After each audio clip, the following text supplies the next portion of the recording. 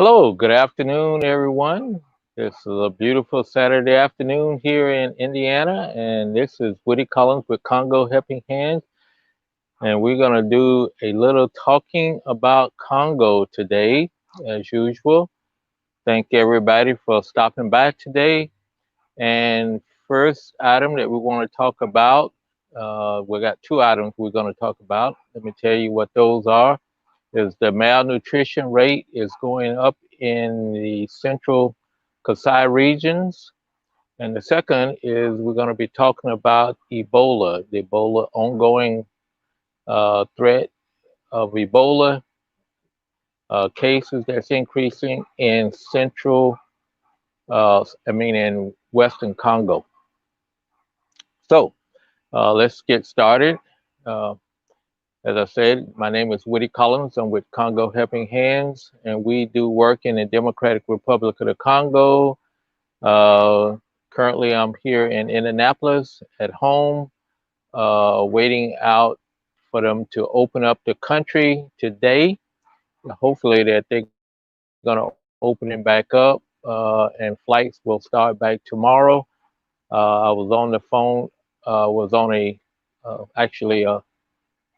live stream with some people in the Congo this morning, but they didn't mention anything about the opening up the country again with flights and everything. So I have to check tomorrow morning to see whether there's people flying and going about their normal business in the Congo. But let's go ahead and get to malnutrition. Malnutrition has been a problem for the last probably since 2017 when the Kasaï regions had a violent uprising between the uh, Camino Sapo militia and the government. There was a lot of fighting going on, about 3,000 people killed, and over uh, probably 5,000 people or more were displaced, and so they went out to different places, and it really affected the whole area. Uh, so after that, we had a big crisis with food because nobody grew food for about a year. And if you don't grow food in the Congo, the people can't afford to go down and get food from the grocery stores and stuff like that because there's no grocery stores out in the bush. And so it's basically, if you don't grow it, people are going to starve. Uh, the World Food Program came in and distributed food to many of the affected areas. Congo Helping Hands, we also went over there in May of 2018 and we distributed food to about 3,000 people at that time.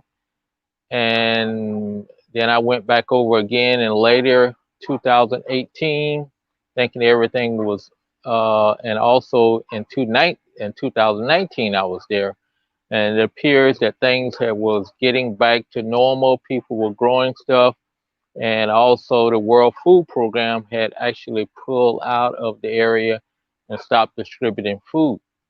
So I thought everything was okay. But the article that came out in a number of sources, including the Voice of America, stated that there is another cases of not only in the Kasai region, but also in the eastern area where there's been violent ethnic fighting going on over there. But I was really surprised to see that the Kasai region uh, being listed again as being severe.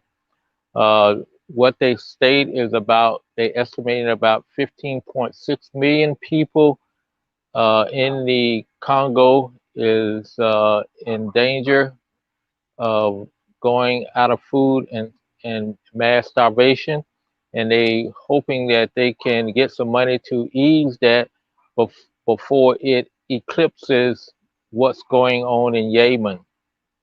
So uh, that's their biggest program, and the crisis going on now is in Yemen. However, they're looking at Congo. potentially getting just as bad or even worse.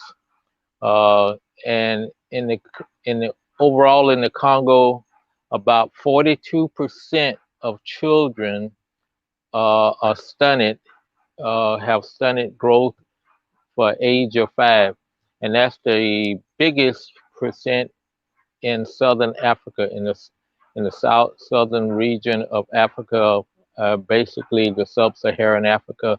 So there's a lot of stunting of the growth and people really needing food, and it really affecting the kids because it stunts their growth, and they're, you know, we know what all about that.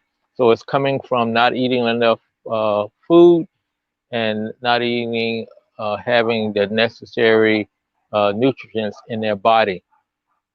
So one of the things that I'll be doing in the next week is trying to verify how severe it is in the area that we work in the Kasaï area, actually around the town of of, uh, of Kananga.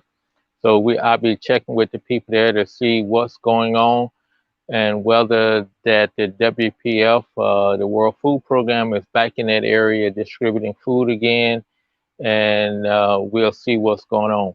We had a number of projects that we got getting ready to start with raising food with farming. However, if they're already in a crisis mode, uh, waiting 6 months, I mean 3 to 6 months to grow food may be too late. So it's critical that we try to find out what's going on and to validate what the World Food Program has put out and how severe it is in the area. So the second thing that I want to talk about today is the Ebola outbreak in Western Congo, in the Bandaka area. That area is still increasing. Haven't got any new statistics on it. The latest that we had was about 86 people still has been confirmed, and about 33 people dead. But they have issued grave concern warnings that this has already have the makings of a big outbreak, potentially rivaling what happened over in the eastern area, which was involving fighting, where active fighting was going on. But this area is so isolated and it's hard to get to, that it may be just as bad. So we'll keep our eye on what's going on in the Congo as far as the Ebola outbreak also. Uh, that's about what I wanted to talk about today. Don't see any comments coming in, but we had some comments that come in yesterday regarding people were really concerned about the malnutrition and those things that was going on, because that really affects the younger kids, because those are the people who they will be last to be in line to get food. The parents will, you know, eat.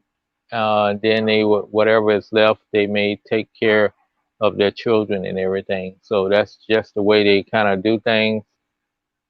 And so we're going to have to keep an eye on that to see what's going on.